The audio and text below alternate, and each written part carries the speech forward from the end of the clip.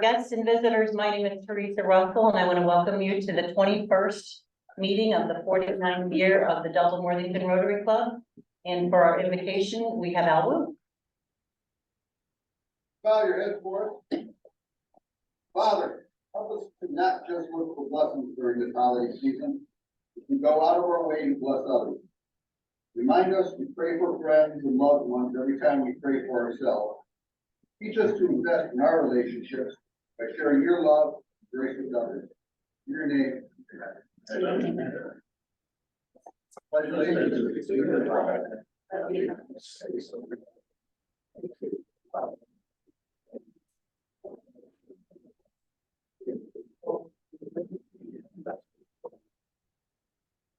And Jim Farmer is not in today. Do we have any guests that need an introduction? Dave. I don't think this man needs an introduction. I found him wandering around, so I thought I'd bring him along. Welcome, Dave. Anybody with announcements, make your way. And we have some returns to Ohio. The Barnharts are back. Welcome back. Dave Hansen down in Mexico. And Dave Hansen, how's Mexico? It's just fine down here. It's a lot warmer, I guess, than it is in Columbus. Okay. I am to meet with with the clinic Paul Harris at 1 o'clock this afternoon. So I'll be able to report back more after that meeting. Very good, and I assume you made it with all your glasses through customs. Yes, although there were some glitches there, but yes, all of the glasses are with us. Perfect, thank you. Thank you. Any other announcements? Here comes Steve, okay. I don't want to make this announcement, but I will. As soon as I start making the announcement, I'm going to keep making the announcement. So we have a holiday party coming up, 12/27. It is at J. Lou, from 6 to 9 p.m. I sent out a link Monday, an email. I think we've got 27 people already signed up to come. Love to see everybody. So if you need that link again, let me know. It should be in your email. Thanks. All right, anybody else? Darnell? Oh, I can do it from here. I think it'll carry. People are doing one. Okay. I just wanted to thank everyone who helped this weekend to deliver gifts from, like for our needy neighbors in the school district. We don't have the exact numbers now, but there was over 30 families and over 30 kids. And the last week of the of collecting money for the gifts, over $3,000 came in. So the total was over $10,000 that they collected to buy the gifts. So that's a new record. And I'll probably have one of the staff from the school visit us next week, if not personally, by Zoom. They want to give a thank you and give you the final numbers. So again, I want to thank everyone who helped out this weekend.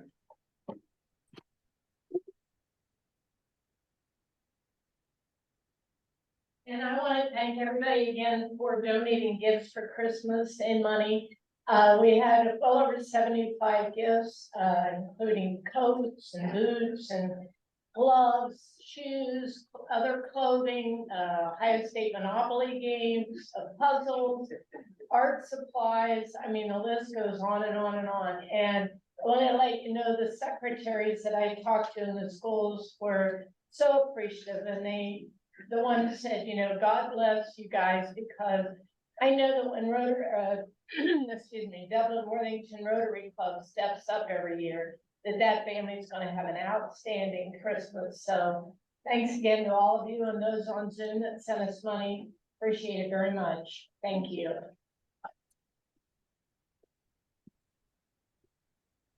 Great, and our sergeant today is Ken. Oh. What's your vision? Get better jokes, Jerry. Jerry's better at pretending that he's funny. Right, Jerry? I was gonna ask for anybody to volunteer to carry the pot, but I'm gonna ask Charlie to do it, just so you all get paid a visit by Santa Claus. Check it out. Let's start with Happy Dollars. Who's got Happy Bucks? Miami University Red Hawks, because Miami University Redskins, forever. My year, won the regular season at the MAC. 10 games, 1-2 loss. Under, I think, Michigan, and 1-2. They beat Cincinnati, which we haven't done in 16 years. They went on to beat Toledo, MAC championship, so they go to a full game, play Appalachian State, and they have a record of 11-2, the best for about 20-some years.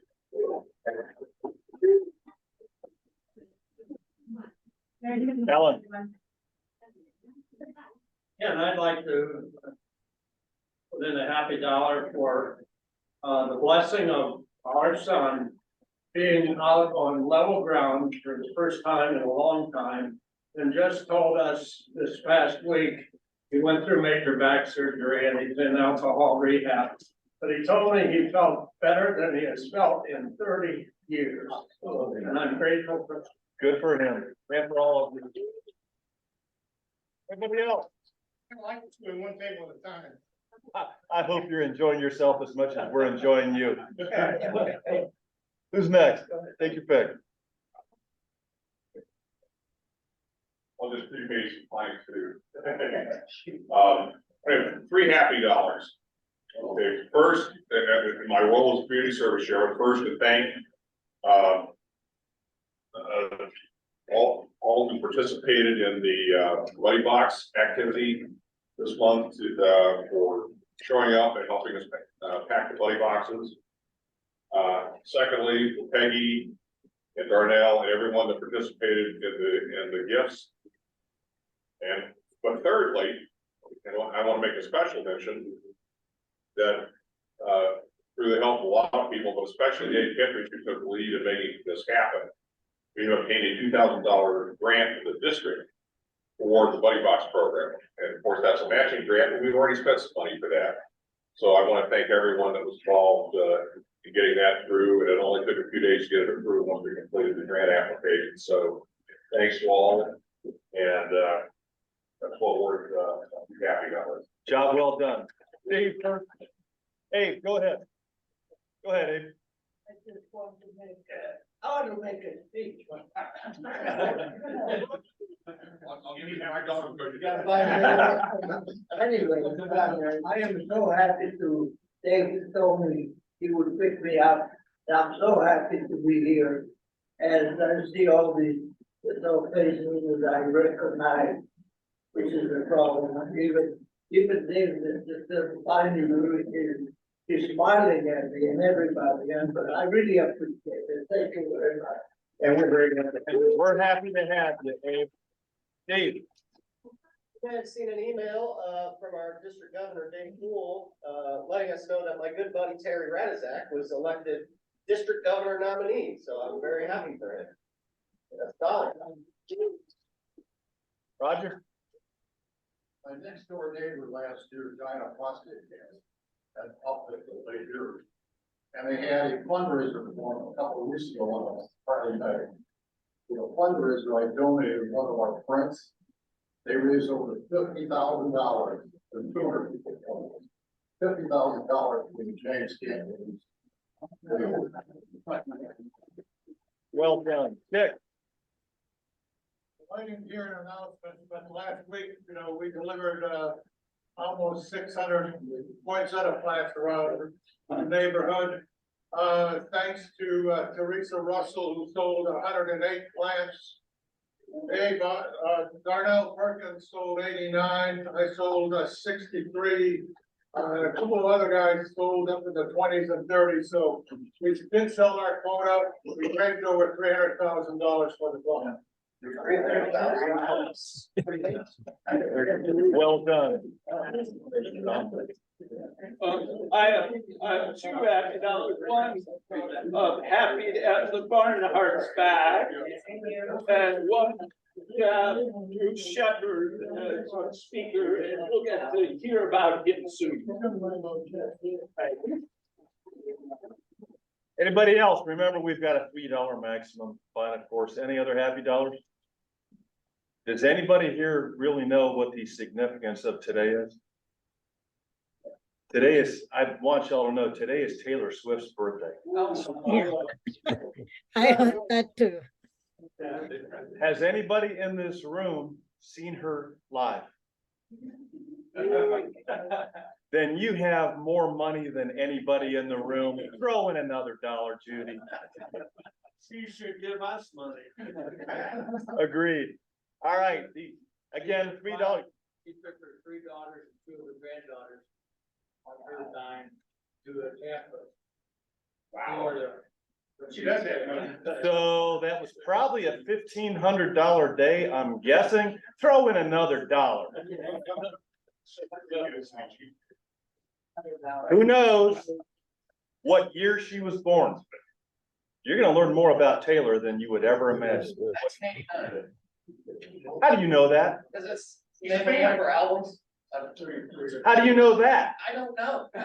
You're a Swiftie, aren't you? Throw in $1 for being a Swiftie. How many albums has she come out with? 42. Anybody have the answer? I said 42. Everybody throwing a buck, it's 10. How many Grammys? Again, we got a $3 maximum. I'm gonna go through all these. How many Grammys has she won? Anybody? Nobody wants to be responsible for everybody else paying a buck? How many Grammys has she won? 5. 2? You got one of the digits right, it's 12. Who was she named after? Reportedly. Who was Taylor Swift named after? Elizabeth Taylor. I might have heard the answer. I'll give you the benefit of the doubt. James Taylor. James Taylor. Saw Jerry Katz at the James Taylor concert a couple of years ago. He was drunk and disorderly, raising all kinds of hell. Trust me. Jerry or James? Jerry. Last question. How many men have dumped Taylor after which she sang a nasty song about them? 10. Oh, yeah.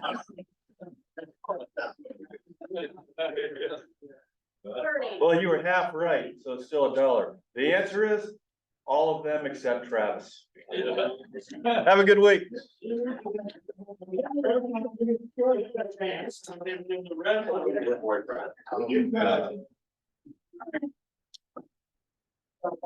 Give it another month. We get first meeting.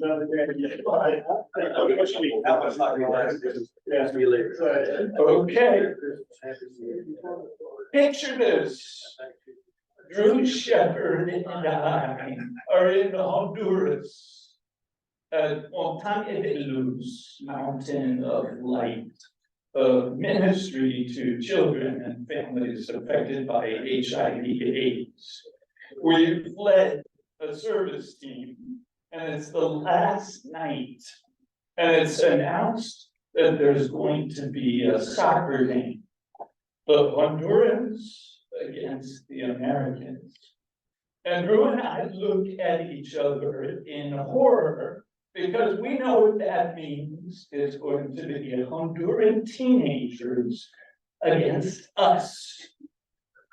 But 2 Honduran soldiers who become dear friends announced tonight we're Americans.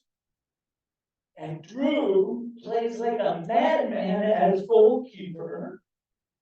It looks like he belongs on the Columbus crew. Drew Shepherd and I have been to Montaña de Luz twice. leading service teams. Drew brought his 2 daughters, I brought one of my sons. These were experiences we'll never forget. Drew Shepherd is a native of Central Ohio. He's a Purdue alum, and that's where he met his lovely wife, Lori. His youngest daughter is a senior at Ohio State. Drew has spent 30 years managing technology and operations through a variety of industries. He's in his 6th year on the board of Montagne de Luz, and he is currently the board's secretary. He enjoys travel and has been a lifelong car guy. By the way, the score, if I remember correctly, was 2-2. Please join me in welcoming Drew Shepherd.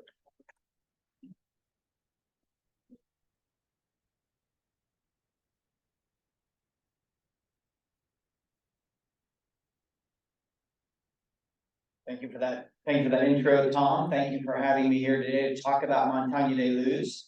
I'm going to go ahead and keep this moving so we get time for the Q&A. I was given my time slot. I'm watching the clock, so we're good to go. You know, my goal for today is to just share a little bit about Montagne de Luz, and maybe when I'm done, then when I leave here and when you leave here, you'll know a little bit more about this organization and decide maybe if parts of it resonate with you. Tom went through my background. I appreciate that, Tom. What's interesting is as I was prepping for this talk, I looked at the Rotary vision statement, which I'm sure all of you know. Together we see a world where people unite, take action to create lasting change across the globe, in our communities, and in ourselves. And when I think about my experience with Montagne de Luz and the organization, I'll talk about that. I think we fit in that envelope pretty well with you. So I'm going to go, like I said, I'll go pretty quickly through. I'm going to start with a little bit of the history of the organization. So Montagne de Luz, it's an international nonprofit. We're dedicated to empowering youth and families that are affected by HIV and AIDS in Honduras. And we were founded in 2001 by Russ Crabtree. He and a group from Columbus went there. They went to Honduras after a hurricane. I'll talk about Hurricane Mitch in a minute. And today we're one of the leading providers of HIV education and care in Honduras. We have our executive director in the United States. She actually lives in Denver now. As Tom said, I'm on the board. The majority of our board is in Central Ohio, but we have members in North Carolina, Denver, California. We actually have one that's moved to England. So now we're across a couple of continents with our board. And then we have our staff in Honduras. They're the people on the ground working with the youth and with everything we have going on in Honduras. And there's 15 of those staff in Honduras. So I'm going to talk briefly about HIV/AIDS. I'm going to talk briefly about Honduras, just some quick facts for you. It is in Central America. It's roughly the size of Tennessee. It's got about 10 million people in it. And it's in our hemisphere. Haiti is the poorest nation. You probably know that from work and different things that your clubs have done around the world. And Honduras is the second poorest country in our hemisphere.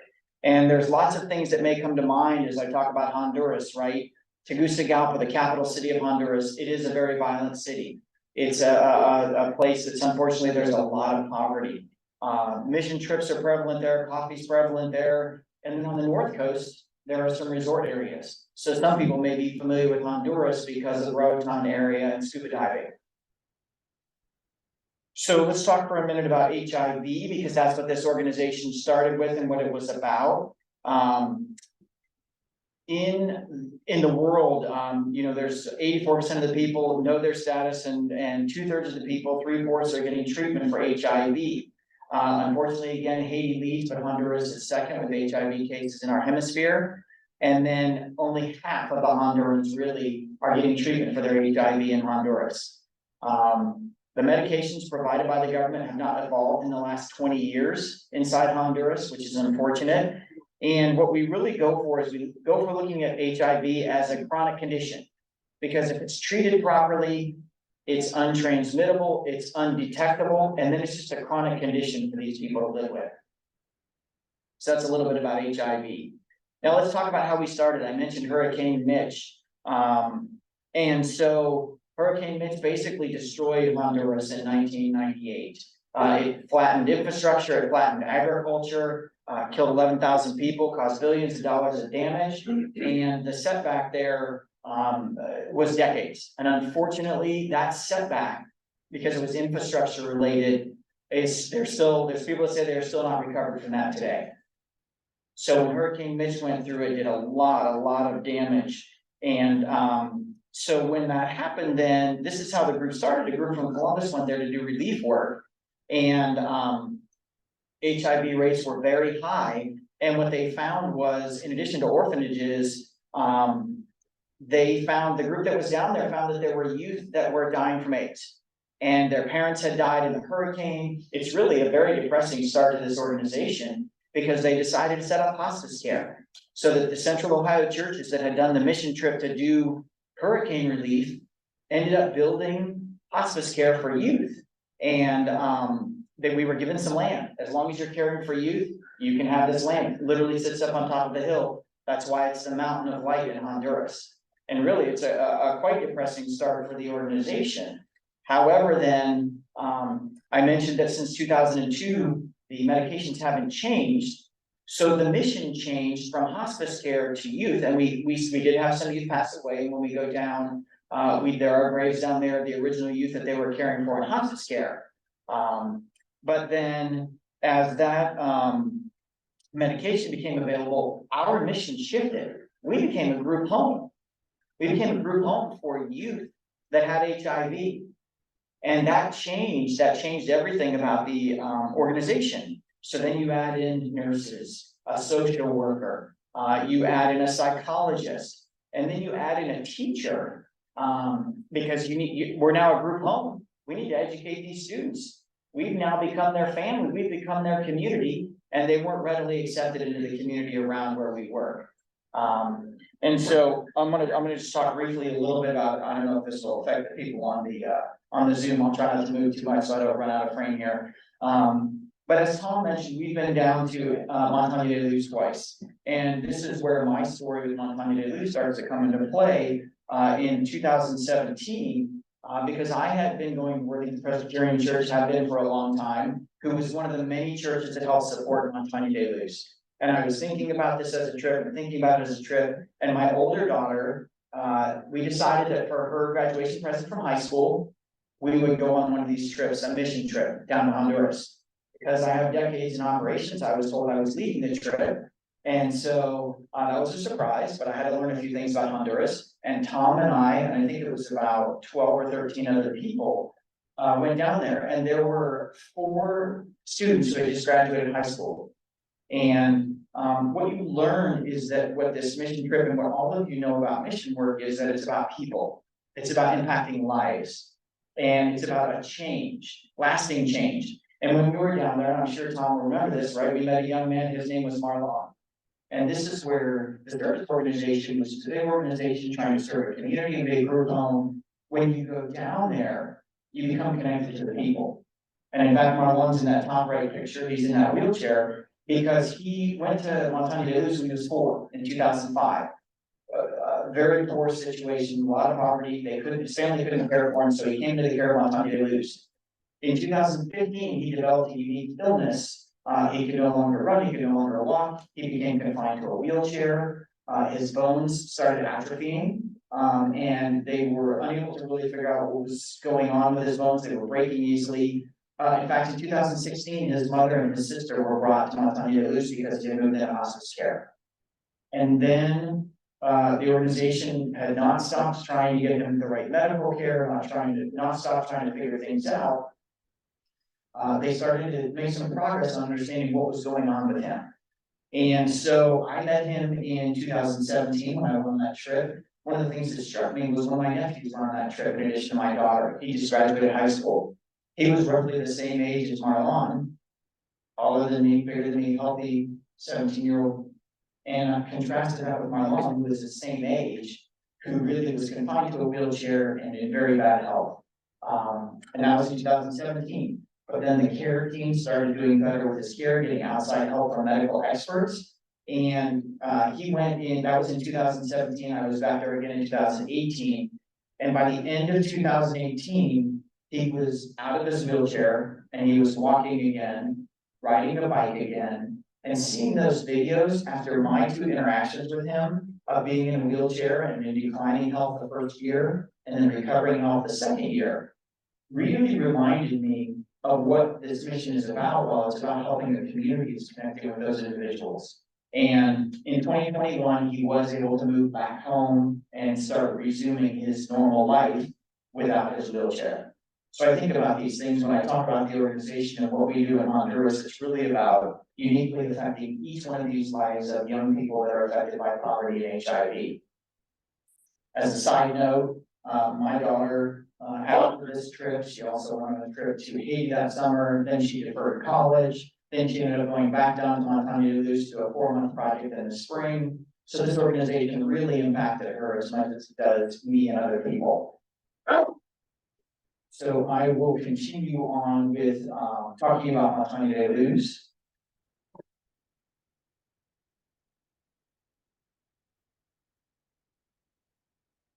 Okay, so then we have an emphasis. That's okay. Can you hear me okay? That's okay, good. Continue with that emphasis on family and the children's services, because now everyone knows that a group home, while better than living on the streets, which is where some of these youth came from, or with no family unit around them, group homes aren't as good as a family and aren't as good as a home. So the focus in 2017, there was a big push from the Honduran government to get youth back out with their family.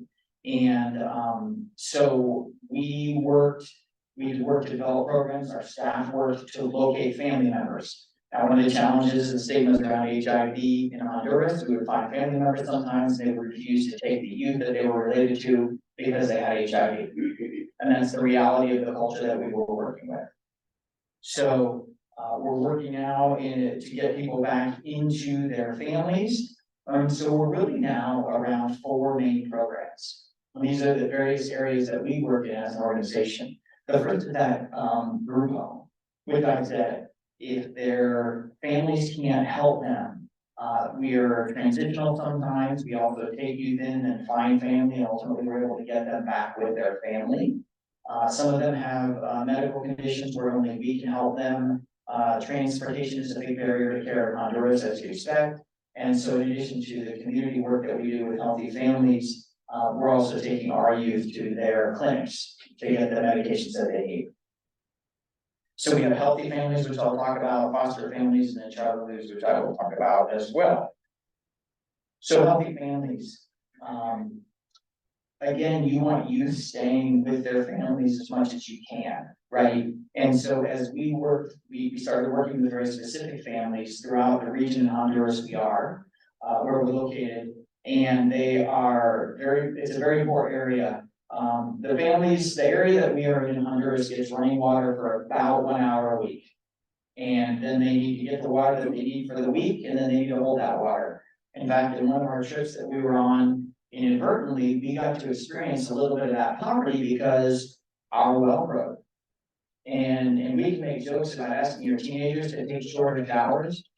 Tell them to fill a bucket with water and go into the shower stall. That's gonna be a pretty short shower. And that's what we did for that week, right? We lived, unfortunately, or fortunately, depending on your perspective on the situation, we didn't have running water other than I think the first day we were there for a week.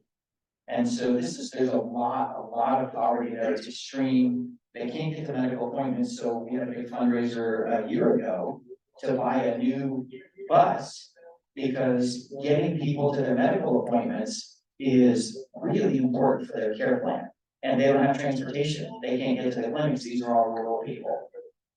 So we also have a teacher on staff, and then we've been doing this for 2 years now, getting people in our care plan to have family businesses so that they can actually get some income, because obviously with poverty, anything you can do to help them out of that poverty is good for them and raising them up in stature. So that's one of the other things that we do for the Healthy Family programs. So the foster network, there's really no government plan for youth inside Honduras. We work with an organization called DNAF. It's kind of our equivalent to social services.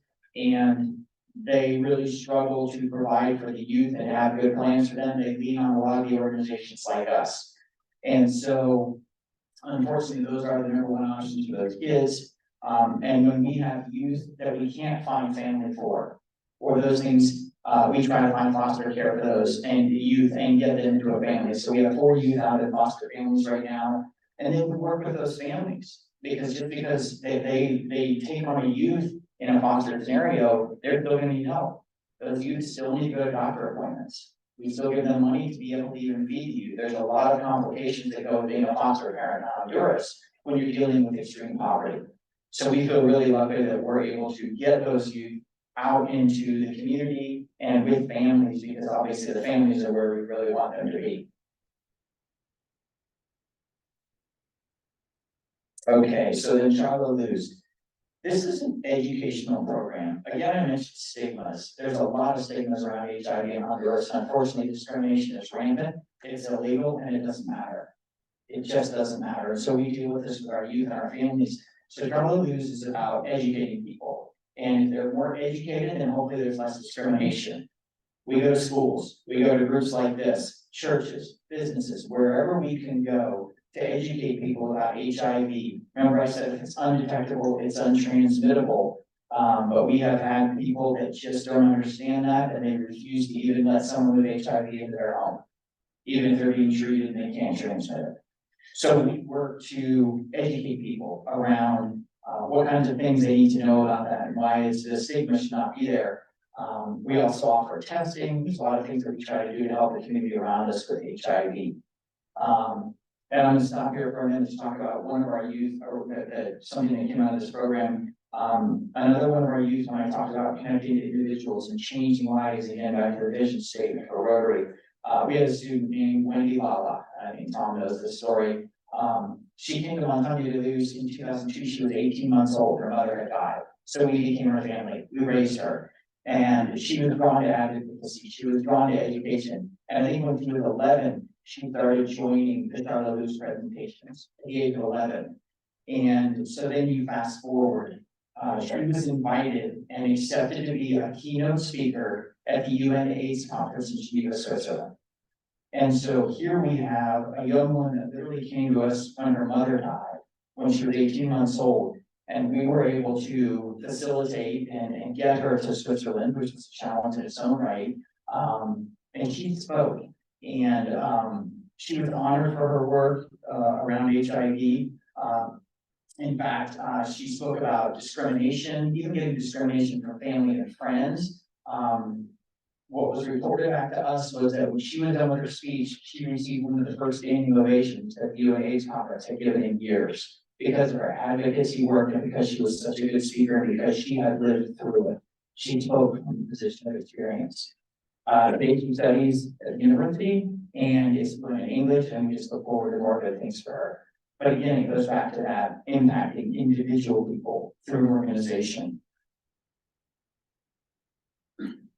So now let's talk about the pandemic, right? Because we're talking about an area, a second worst country in our hemisphere, and then the pandemic happens, right? Actually, just before that, in addition to that, the Tom mentioned we've gone twice, and we went in 2018, we took another group with us down, again, youth. It was very impactful. We're doing community service. But then in 2019, when we were going to go on another trip, unfortunately, the week before, we had to cancel that trip because of political instability.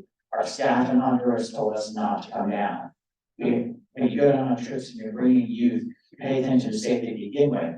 When your staff in country tells you it's not safe to go down, you listen.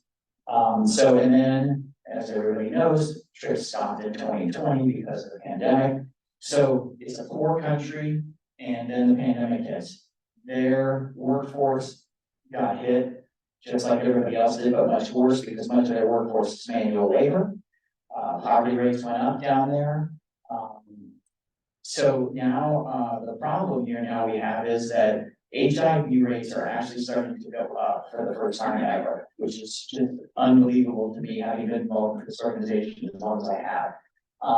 And so then we have the pandemic happening, people that are already in poverty or in work poverty, losing their jobs, and then 2 more hurricanes in 2020 in Honduras.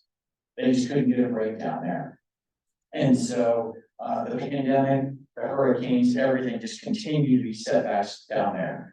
Now, the connection we have to the United States, which is a positive connection, right? Groups have been going to Honduras, making personal connections, interacting with those youth. And they go from churches, they go from organizations. We have a group from Ohio State Engineering that goes down.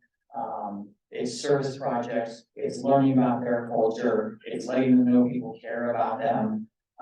And then we are now back to scheduling groups, right? With the pandemic and everything that happened, we kind of had to stop that for a little while. And now we're starting to do that again.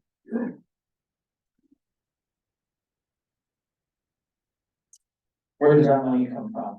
Montana Loose is pretty much entirely funded by individuals that used to be primarily in central Ohio, but I'm pleased to report that as with everything over the last 20 years, our donor base has spread out a little bit, which is great. We run about $20,000 a month in expenses in country. We have our staff, as we said, we have staff about 15 down there, our facilities, our vehicle, and then we pay for medication, we have a nurse, so we have a little clinic down there, all these things that we run. In April each year, we do a big fundraiser called Fiesta. It's a great event. We do a lot of fundraising there. We do a lot of people that have been involved in this community for decades coming together. It's like a family reunion for a lot of people. We raise about $100,000 in that, so that covers about a third of our annual budget out of that one night. And then we do some newsletter campaigns. We get monthly donations from people and various things like that. And one of the things that this organization prided itself on was the last bullet point. When we were hiring staff in Honduras, we said we're going to pay them a good living wage. And so we had staff that have been with us pretty much from the beginning because a monthly income of about $400, a little over $400 a month is a very good living wage in the part of Honduras where we are. So we're able to multiply the dollars that we get because they go a lot farther in Honduras. Okay, here's my time check. Okay. That's the prepared presentation that I had.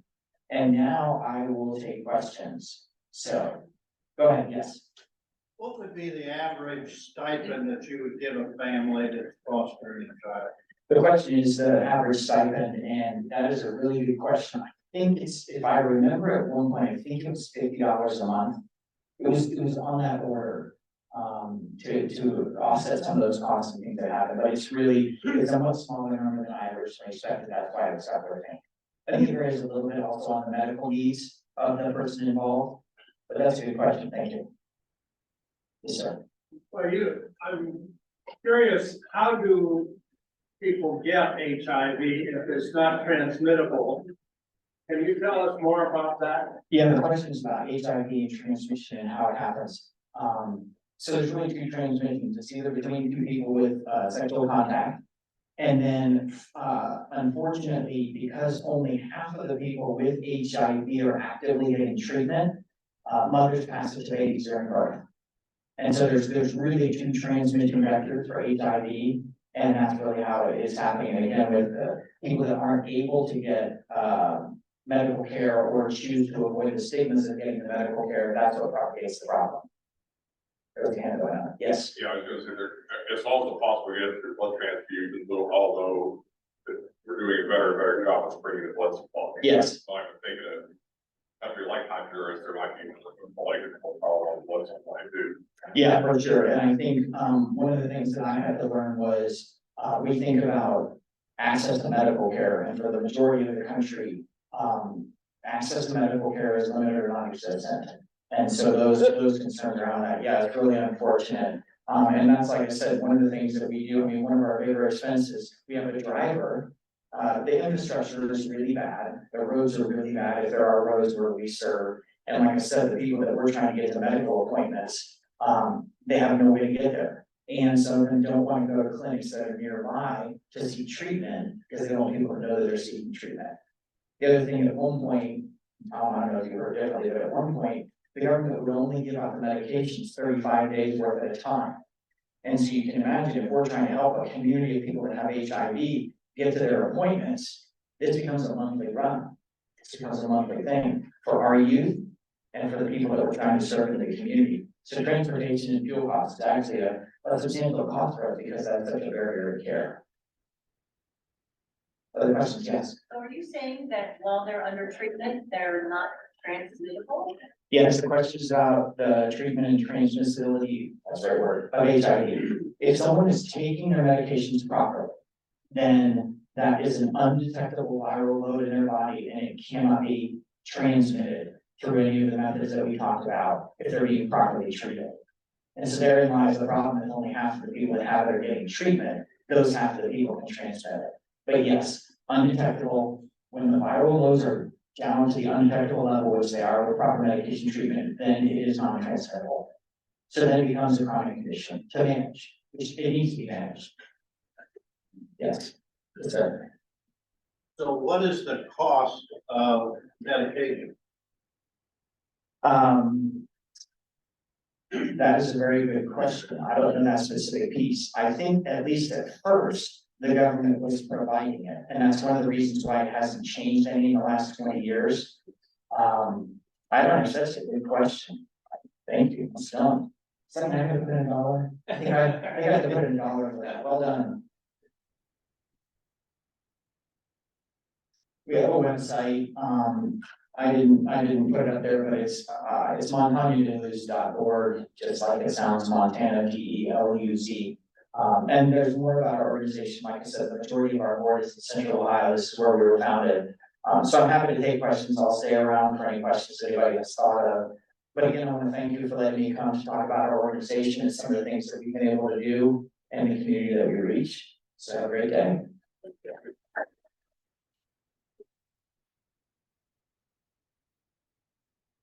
Very much. That was interesting. I didn't know a lot of that, so thank you for coming. And we have a raffle, Charlie. We do. So many tickets, I had to put them in the bigger bucket. 35 in the wheelie. If we be so kind.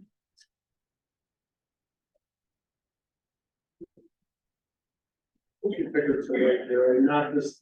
I think you have to take away from it. Last four, 2, 8, 8, 7.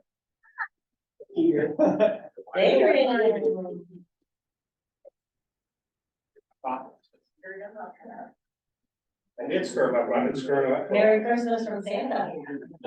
And 469 in the ace of spades. And that is a different number. 2868. 68.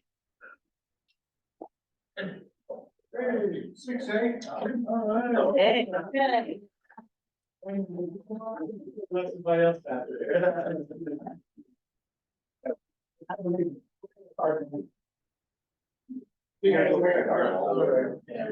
Come on down. You know how to play this game. Has it been that long? Wow.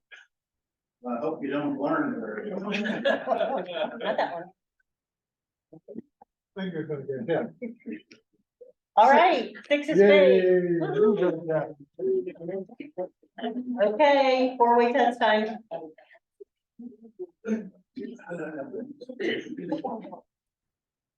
Of the things we think, say, and do first, second, third,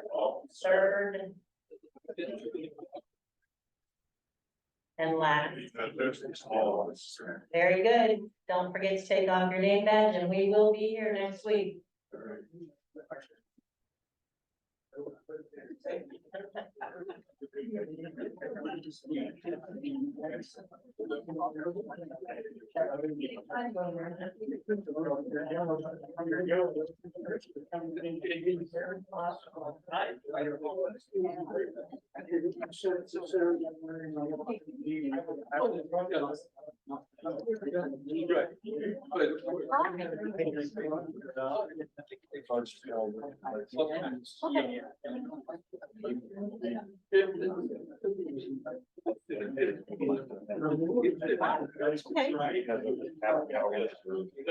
It's always the fifth Wednesday.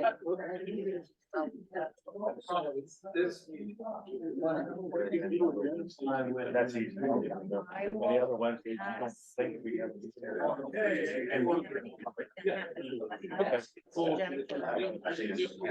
I'll assume minimally it's the, Fifth Wednesday of every month. when we have 5 Wednesdays. Okay, thank you. Thank you. Awesome. It's a little bit brighter.